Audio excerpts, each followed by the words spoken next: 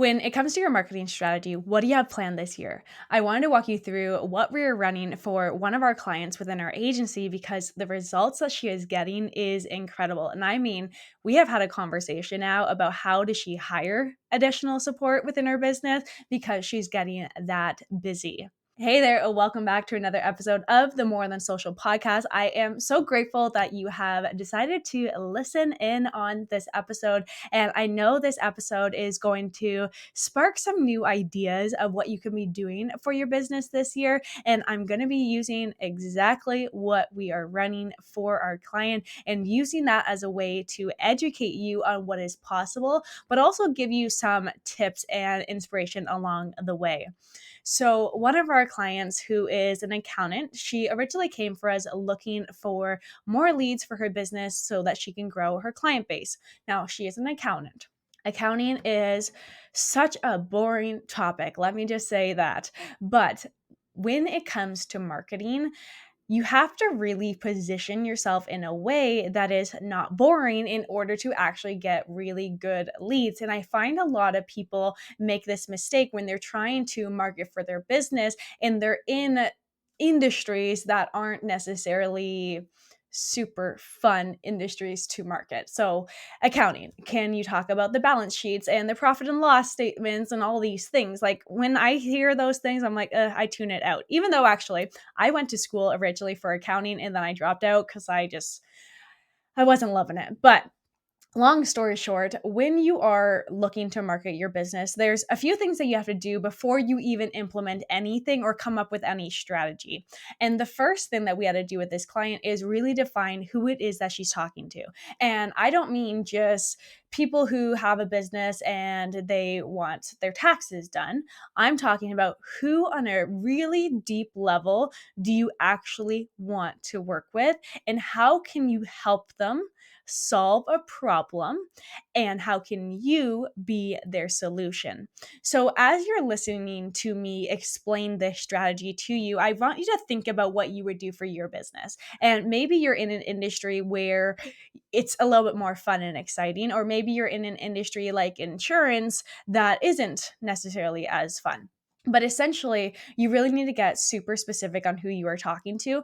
And when you start to really define that person, you'll get so clear on so many different things. So, again, what we had to do from an accounting standpoint is get clear. So, who are we talking to?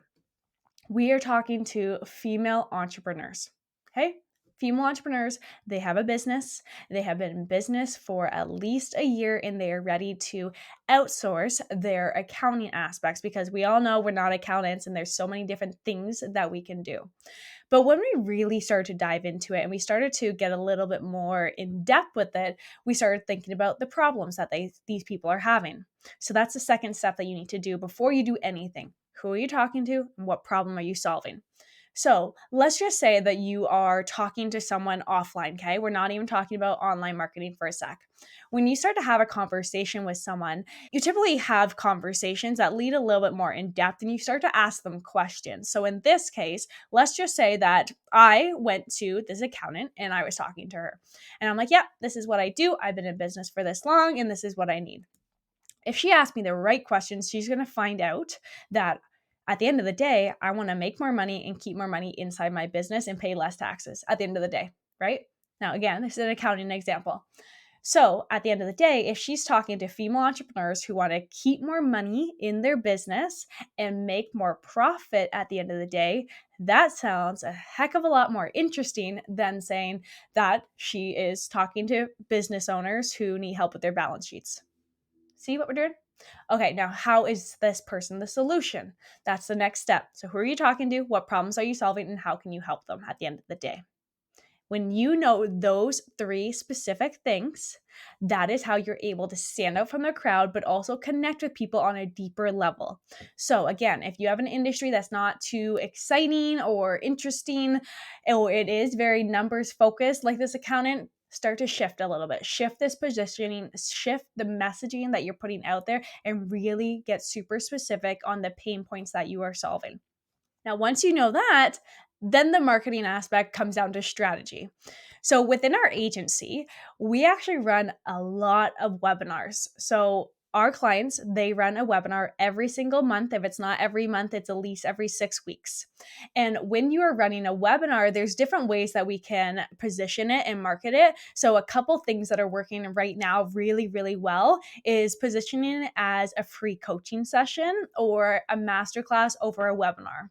There's interactive masterclass, like there's different ways that you can actually market it. But essentially what we're doing is we are having people register for a free event or a webinar of some sort. Then the client is teaching for about 45 minutes. But at the end of the day, the goal is to get them to either sign up for a program or get booked appointments. In this case, what we are doing is she again knows exactly who she's talking to and what problem she's solving. So we have a masterclass that is helping female entrepreneurs learn the strategies they need to implement into their business to make more money at the end of the day and keep more money in their pocket versus just giving it away to the tax man. Again, it's very not necessarily could be an exciting topic, but we've changed it up a little bit. So what happens is we do a few things to get people to register for this masterclass. So I'm going to break this down really, really easy for you so you know exactly what you can do within your business. When you're running a masterclass of some sort or a webinar, however you want to label it, there's a few ways that you can get people to register: online and offline. Let's keep it simple. Offline, what you can do, any single person that you are talking to, mention that you have an upcoming training. Mention that you have an upcoming masterclass, webinar, again, whatever you want to say it's going to be. Send them the link to register. As soon as you send them the link of something to register, so whether this is a custom funnel, that's what we do within our agency. Some people will use Zoom webinars to register. Some people just use Zoom meetings, whatever works for you. But in my case, we always use a full registration page. So what happens is you send them the link, then they go online, they fill in their name, email, phone number, and they register their spot. That's offline. So talk to people, network, put it in your email signature. There's so many different things that you can do to get people on and register. From an online standpoint, here's exactly what we're doing. 10 days before the webinar, we are running paid ads. So when you are running paid ads, again, it all comes down to making sure that you are speaking to the pain points and calling out the specific person that you want to attend to your webinar. So we have paid ads running for 10 days. From a budget standpoint, $20 a day, $50 a day, $100 a day. That's kind of where most of our clients are at. Some people will spend up to $500 a day. It really depends on the budget that you have, but also the more that you spend, the more eyeballs you get on your registration page, the more people are going to register, and then it's a snowball effect from there. So we run paid ads. Second thing that she is doing is she is organically marketing it. So organic marketing is the free marketing method. So posting on social media, so on the feed, making a reel about it, posting on her story, going on LinkedIn. Like she's really using even online communities. I actually did a podcast episode on 12 different ways that you can generate leads online for your business without spending money on ads. Go back and listen to that episode if you don't have a large marketing budget for ads. Or if you do have a budget for ads, can you implement all 12 of those? It's just going to boost your results. But essentially, she's promoting it. She's out there. She's talking all about it. The third way that we are doing it from an online standpoint is we are leveraging her email list. If you do not have an email list for your business right now and you are so focused on growing your social media followers versus growing an email list, I actually want you to stop everything you're doing.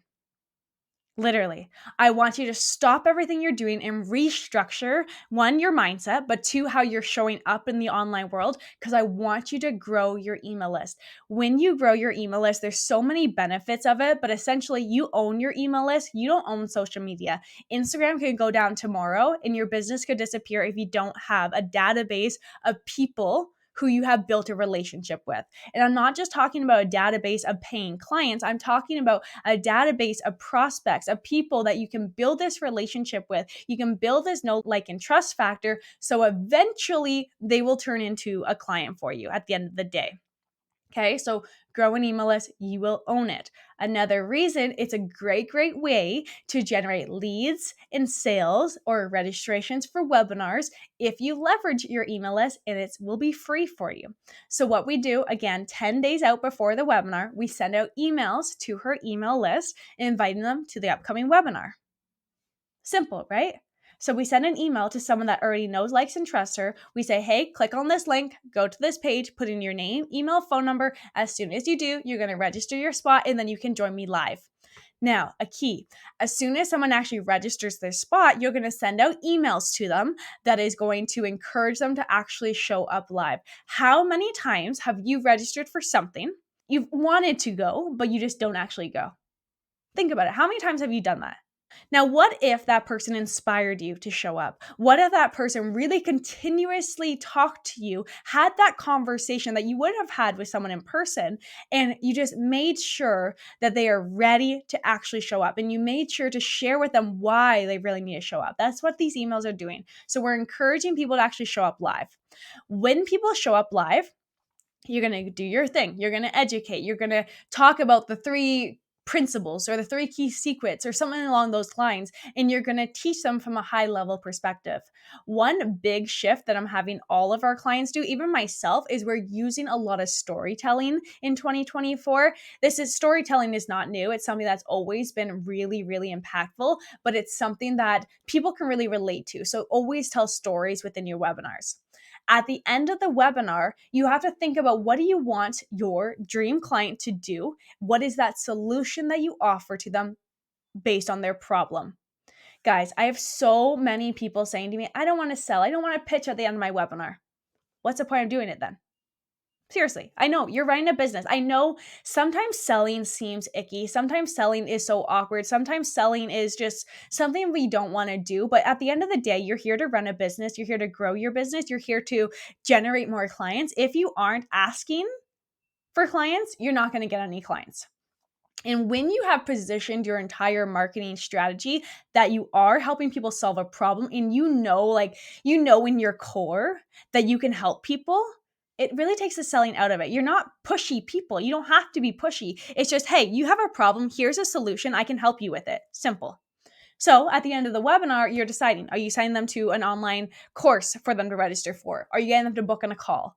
In this accounting example, she's getting them to book in a call where then they will have a conversation, see if she can really help them solve their problem, whether that is working with her one-on-one, whether that is her doing their taxes, whether that is them joining one of her online programs, whatever the case may be. She has a call with them and she'll distribute them within her business if it's the right fit. That's the webinar structure.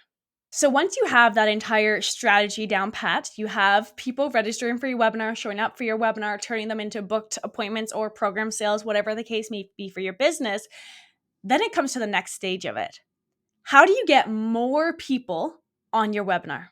Because the more people you have on your webinar, the more people you can impact, the more education you can put out there. And of course, the more people that show up, the more people hear your pitch. Again, a soft pitch, and the more people that are going to book a call with you or join your program. So then we started thinking about this. Okay, so how do we get more people on it? We can promote more organically on social media, really just put ourselves out there, but we don't want to be annoying. We don't want to spend too much time creating content. We've already kind of at the point where we're doing as much as we possibly can. She could go to more networking events, just get more people to know about her so they can see more of her social media content. We could increase her ad budget. So when we're running ads for the 10 days leading up to her webinar, we're just reaching more people. As we spend more money, we can get more people on and registering. We can grow her email list. That's another key reason of why you should be growing an email list. When you have an email list, again, you send out emails to your list. The more people on your email list, the more people you invite, and those are free people. But how do you grow your email list? One of the best ways to grow your email list, and one of the cheapest way to grow your email list, is by giving something for a download. Give an instant download, a template, a checklist, a guide, a free training, something that people can get instantly that is, again, going to solve their problem and give them a quick win. This is a different type of lead magnet. A webinar or a free guide, for instance, you're both collecting people's contact information, you're getting that initial lead, but The difference from a cost perspective is crazy different. For a webinar, for the accounting industry specifically, every industry is going to be slightly different. She pays around $10, sometimes up to $15 a lead for her webinar. Now, they are very, very high quality people, and they show up live to the webinar, and then they convert them into clients. So the return on investment is huge. But what we did is we actually implemented a guide into her strategy. So now we run ads it's a checklist actually. So it's a checklist that people can download instantly. The lead cost for this is less than $2 a lead. So compare it, $10 or $2. If you're spending the same amount of money, let's say it's $20 a day, you're going to get 2 people registered for your webinar or 10 people download your guide. If you have 10 people downloading your guide, you're going to have an email list growth of 10 people per day. Just math at this point. Okay, so over the last 30 days, she's had 300 people download her checklist, meaning she's had 300 new people added to her email list. These people are also starting to follow her on social media. So now what happens next time we want to promote her webinar? Think about it. 300 more people, and that's constantly growing. So those invite emails that we send out, they now are inviting more people to her webinar. Again, the more people that we invite to her webinar, the more people are going to register for her webinar, the more people are going to show up for her webinar, the more people are going to hear about her offer, the more people are going to book on a call, and then so forth. So many people I talk to are looking for different strategies of what they can do to bring in different people or to get more leads. But instead of looking at it as a completely different thing, I want you to think of it as this big puzzle. How can you get more pieces of the puzzle to work on the one thing that's already converting for your business? You don't have to reinvent the wheel. And I want you to remember that as you are thinking about your marketing this year, as you're really looking for new clients, looking for more leads from an online world perspective, you need the right strategy. It's not about going out there and saying, hey, buy me, hire me, do this. It's about leading with value, speaking to that dream client, speaking to the problem, and being the solution. That is how you're really going to grow in a way that is truly transformational for your business. Now, I wanted to share this with you because I wanted to give you some new inspiration, and I wanted to share with you exactly what is working right now. And I'm always open to you picking my brain, or I'm going to share more of these case studies, I'm going to call it, with you. At this point in time, I actually had a conversation with this client last week, and she came to me asking, how do I hire more people? I'm too busy. She had 7 discovery calls yesterday. 7 discovery calls with brand new people for her business. These are the results that you can get when you have the right strategy. If you are curious about setting this up, send me a message on social media at Lisa Ann Coaching. I have the Spotlight Theory program that teaches you exactly what I am doing for this client specifically, how to do the webinars, how to do these lead magnets where you're giving away that freebie so you can grow your email list of people who know, like, and trust you, and people who want to work with you, but also people that you want to work with. Okay, now I know I just gave you a lot to think about. I threw a lot at you there, but again, I am always here to help you. I am always here for questions. I am always here for you just to pick my brain because I want you to succeed. There's so many people out there trying to leverage online marketing to grow their business, and they're just not getting results. A lot of people are using social media to grow their business, but they're so focused on the followers that they're not actually getting the leads. I want you to get the leads. I want you to get the clients, and I want you to see the success that you want to see this year. So send me a message. Let's talk about the Spotlight Theory, and let's teach you how to run these strategies for yourself. My clients pay me up to $10,000, $15,000 to build this out. Of course, that's not what I charge for my program, but there are only 10 spots available within the program every single time I open it throughout the year, and I only open it 5 times a year. Okay, so if you have any questions, I would love to help you. Thank you so much for hanging out with me today. I hope this sparks some new ideas for you for your business and for that lead generation aspect. I'll see you next week. Bye for now.